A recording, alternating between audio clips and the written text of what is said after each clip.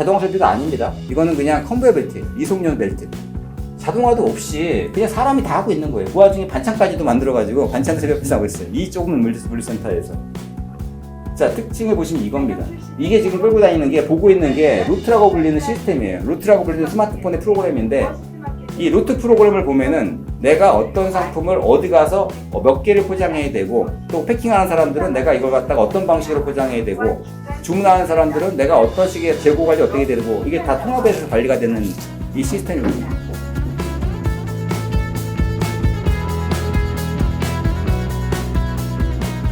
오아시스 마켓은 지금 2020년 실적이고 2022년 실적 같은 경우에는 아마 작년에 3,700억 나왔었죠. 그러니까 굉장히 높게 신장하고 있어요. 그 다음에 올해 한 4,400억 나올 것 같고요.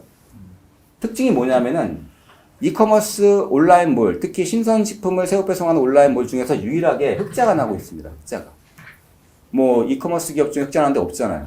새우 배송을 갖다 논하지 않더라도 다 적자가 날 수밖에 없거든요. 무조건 물류센터 운영비하고 인건비하고 배송비 때문에 늘어나면 늘어날수록 적자가 커지는 겁니다. 배송이 늘어나면 늘어나서 적자가 커지는, 인계점까지 가기 전에는. 그런 구조인데, 여기는 지금 그렇게 규모가 크지 않을 때부터 계속 흑자가 나고 있습니다. 이 중에 가장 중요한 것 중에 포인트 하나가 일단 온라인하고 오프라인이 절묘하게 맞아떨어지는 게 있어요. 매장 매출 중에서, 매장 매출, 즉, 수도권에 50개 정도 매장이 있는데, 이때만 하더라도 37개 매장에 했을 때는 매장 매출이 50%, 그 다음에 온라인 매출이 50%. 그러다 보니까는 사실은 매장에서 주문하고 있는 거, 온라인 주문하고 있는 거를 뭐 재고를 섞기도 하고, 뭐 마켓 퀄리 같은 경우나 이런 뭐 일반적인 온라인몰 같은 경우에는 고객이 만약에 뭐 전복을 10,000마리 시킬 것 같은데 10,000마리 다 하면은 폐기가 늘어나니까 뭐 시켜요, 그렇게. 한 9,000마리만 MD가 주문하는 그런 식으로 매출 기회로서가 나는데, 여기는 10,000마리 시킬 것 같은 10,000마리 시킨 다음에 주문이 9,000마리 들어온다? 나머지 1,000마리는 오아시스에 있는 오프라인 마켓에 보내니까 거기서 이제 일반적으로 재고에 대한 효율이 있었고, 폐기가 확 낮아졌죠. 온라인 폐기율이 0%입니다. 일반적으로 신선 폐기율이 백화점 같은 경우, 마트 같은 경우가 보통 한 4%대, 슈퍼가 7%대, 굉장히 크죠. 매출이 뭐, 이마트 같은 경우에는 1조인데, 신선이 한 1조 8천억 되면은 거의 신선에 대한 폐기만으로도 한 1년에 1,000억씩 버리는 거예요. 물론 그게 나쁘다는 게 아니라 잘하고 있는 겁니다. 오프라인에서 그 정도로 했다는 거는. 근데 오아시스 마켓은 신선 폐기율이 제로다. 이것도 굉장히 홍보 포인트가 됐었죠. 다만 온라인 물건을 오프라인으로 보내면 거기서 폐기 더 많이 나올 수 있겠죠. 근데 그런 것들을 갖다 감안하더라도 이익이 나온다는 것 자체는 굉장히 획기적인 일이었었고요. 그 이익이 나오게 되는 가장 큰 요인이 있습니다. 지금 온라인, 오프라인 얘기를 했지만, 물류센터 아까 얘기 드린 굉장히 좀 열악합니다. 일반적인 창고 같은 2,000평짜리 이런 가건물 스타일의 물류센터에 자동화 설비가 아닙니다. 이거는 그냥 컨베이어 벨트예요. 이송용 벨트. 자동화도 없이 그냥 사람이 다 하고 있는 거예요. 그 와중에 반찬까지도 만들어가지고 반찬 새벽에서 하고 있어요. 이 조그만 물류센터에서. 자, 특징을 보시면 이겁니다. 이게 지금 끌고 다니는 게, 보고 있는 게 루트라고 불리는 시스템이에요. 루트라고 불리는 스마트폰의 프로그램인데, 이 루트 프로그램을 보면은 내가 어떤 상품을 어디 가서 몇 개를 포장해야 되고, 또 패킹하는 사람들은 내가 이걸 갖다가 어떤 방식으로 포장해야 되고, 주문하는 사람들은 내가 어떤 식의 재고 관리 어떻게 되고, 이게 다 통합해서 관리가 되는 이 시스템입니다. 즉, 하드웨어보다도 오히려 이런 소프트웨어에 굉장히 주력을 했고, 지오소프트라는 이 회사 자체가 원래는 이제 그런 GIS 시스템 만드는 회사였는데, 이런 물류 WMS 시스템을 가지고 와가지고 그걸 본인들이 만들었어요, 이렇게. 이 시스템이 굉장히 큰 장점이 있었고요. 또 하나는, 이 카트 보십시오. 이게 디지털 피킹 카트라는 건데, 굉장히 열악하게 만들었죠. 그냥, 뭐 거의 그냥 뭐 그냥 철골 해가지고, 아니면 뭐 스테인리스 스틸로 만들어가지고 볼품없는데, 그렇다고 자동화도 되어 있지도 않습니다. 근데 몇 개가 있냐면 바구니가 80개가 있어요. 바구니 80개를 한 사람이 끌고 다녀요. 이게 무슨 얘기냐면은, 이게 웨이트로즈, 오카도, 즉 영국에서 가장 발달되어 있는 이 다크스토어인데 사람은 들어가지 않습니다. 여기는 온라인 피커만 있는데, 보세요. 6개가 있죠. 피커. 장바구니 6개 끌고 다닙니다. 여러분들이 지금 이마트라든지 롯데 가보시면은 주말에 그 피커들이 장바구니 6개 끌고 다니고 있어요. 6개씩. 거의 국제표준이에요, 국제표준. 제가 처음에 SC 부분장 했을 때, 야, 6개 하지 말고 10개쯤 해봐. 다 반대하더라고요. 안 됩니다. 사람이 이거 10개, 6개 넘어가면은 무조건 오피킹 나고요. 이거 할 수가 없습니다. 다 이거 합니다. 라고 하니까 했는데, 알고 보니까는 이 조그만, 이 영세한 업체는 80개짜리, 40개짜리, 제일 작은 게 15개짜리 끌고 다녀요. 그러다 보니까 이 사람하고 이 사람하고의 가동률, 즉 생산성이 달라져요. 일반적으로 이런 6개짜리 피킹 카트를 끌고 다니는 이 사람들은 우리가 한 달에 300만 원의 월급을 주면은 하루에 보통 100건 할 줄 알았는데, 100건은. 1시간당 한 10건 할 줄 알았는데, 하루에 18건밖에 못 해요. 18건. 20건. 매장이 뭐 이렇게 층도 있기도 하고 물건 찾기도 어렵기도 하고. 근데 이 사람들은 한 사람이 최소 180건에서 200건을 해요. 즉 똑같은 운영 시간 동안에 여기는 180명에서 그래서 2만 건을 갖다 할 수 있다고 얘기하는 게 자동화가 아니라 이런 부분들을 시스템적으로 일단 만들어주고 여기 전부 정직원이거든요. 알바 채용 안. 요즘은 알바가 좀 있었는데 초기에는 알바가 없었어요. 전부 정직원을 채용해서 로열티도 키워주고 그 사람도 눈 감고도 어디든지 알 수 있을 정도로 만들어주고 무엇보다도 SKU가 획기적으로 작았어요. SKU가. 2,000개, 1,000개만으로도 1조짜리 기업 만들 수 있는데 대기업들 착각하고 있는 게 우리는 SKU가 많아야 돼. 5만 개 있어야 돼. 5만 개 중에서 4만 개는 전체 매출에 진짜 아까 얘기했는데 5%도 안 나와요. 95%가 만 개에서 나오는데 그 5% 때문에 오퍼레이션도 안 되고 매출대로 그냥 도움도 안 되면서 비용만 들어가는 그 구조가 지금 우리가 갖고 있는 대기업 유통사들. 아니 똑같죠. 어떤 마찬가지일 겁니다. 여러분 물류센터 가보더라도 지금 갖고 있는 상품들 절대로 그 상품들이 여러분들한테 도움 안 되는 게 엄청 많을 텐데도 갖고 있어요.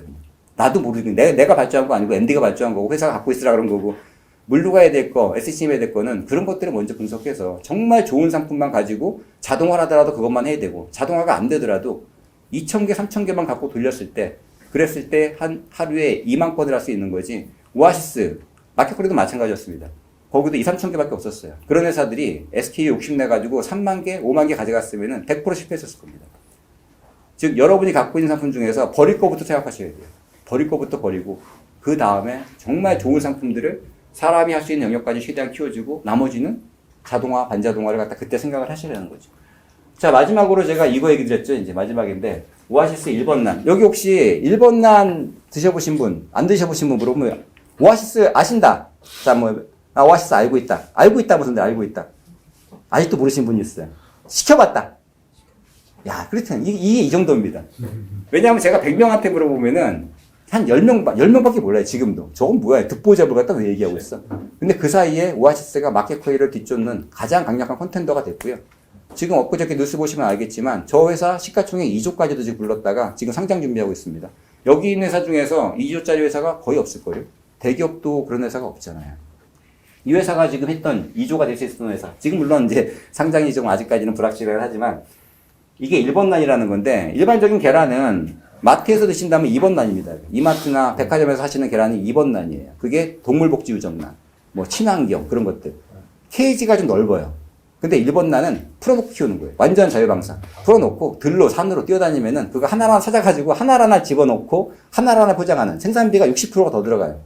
근데 그 계란을 그게 백화점에서 2만 원에 팔고 있고 쿠팡에서도 13,000원에 팔고 있는 이 계란이 3,600원에 팔아요. 10개. 그러니까 내 아이한테 먹이는 건데 이런 좋은 계란을 진짜 풀무원보다 싸게 파는데 심지어 이 계란이 시그니엘 아시죠? 잠실에 123층짜리 시그니엘에서 아침에 배를 누르면 갖다 주는데 이 계란 두 알에 18,000원이에요. 계란 한 알에 9,000원씩. 이게 프랑스에서 온 1번 난이라고 그러더라고요. 이런 계란을 10개에 3,600원을 한다. 이것만 가지고도 충분히 고객을 끌 수 있죠. 그리고 또 거기에서 가장 강점 두고 있는 게 이게 우리가 평상시에 많이 먹는 상품들. 그게 뭡니까? 두부, 콩나물, 우유, 계란 이런 것들을 정말 풀무원보다 더 좋은 가격으로 더 좋은 제품 팔아요. 그 4-5가지의 그런 플래그십 상품만으로도 고객들은 줄을 섭니다.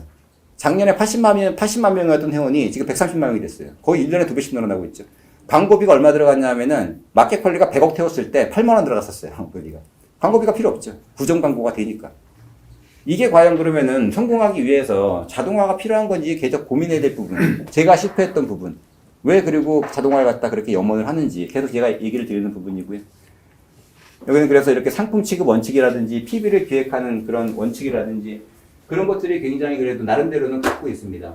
일반적으로 유통을 할 때 유통에는 이런 것들이 굉장히 많아요. 뭐 롯데마트만 하더라도 PB 상품 기획 절차만 하더라도 50페이지가 돼요. 제가 MD 했을 때도 상품 하나 개발하려면은 6개월에서 심지어는 뭐 10개월까지 걸렸어요. 근데 중요한 거는 20개 개발하면은 1개밖에 성공 못 해요.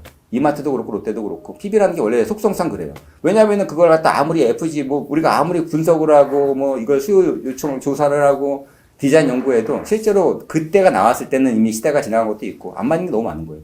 근데 오아시스는 일단 팔어. 그 중에 잘 팔리는 걸 갖다가 딱 잡아가지고 생산자 연락해요. PB 만들어 봅시다.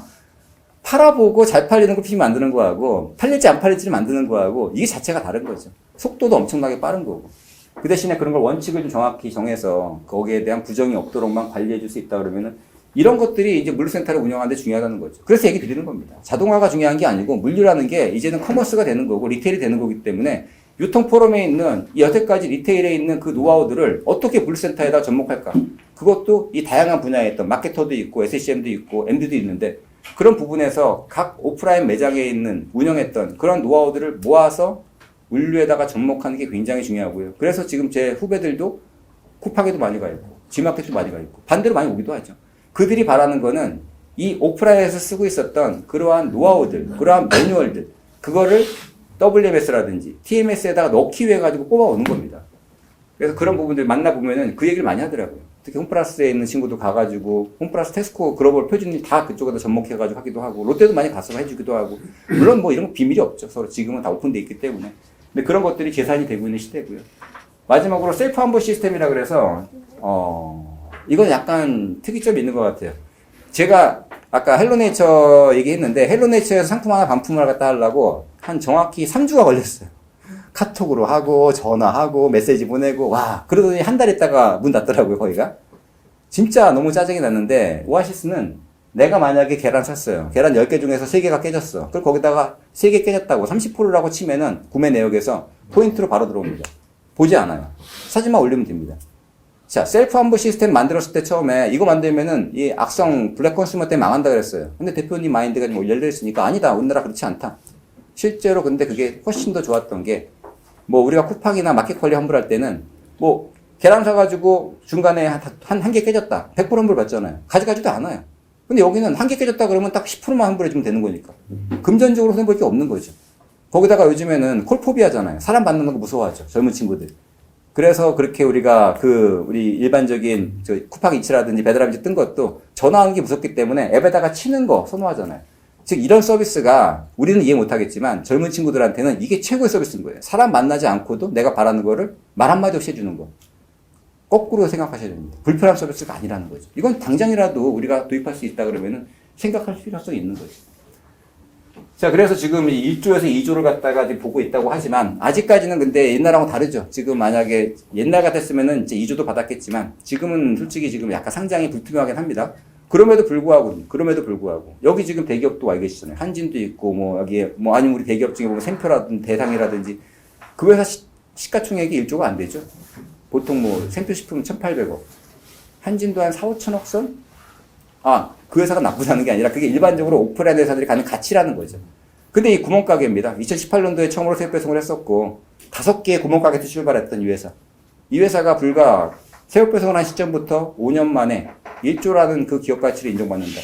그게 이제 지금의 비즈니스고 그게 지금의 가치라는 거죠. 가치 평가라는 거고. 이커머스 그 자체가 물류센터 자체가 그게 꼭 그 기업의 가치를 평가하는데 그게 자동화가 아니라 그 사람들이 거기서 운영하고 있는 프로세스, 매뉴얼, 또 솔루션 그 가치가 9,980억이고요. 나머지 자산 20억밖에 안 된다는 거죠.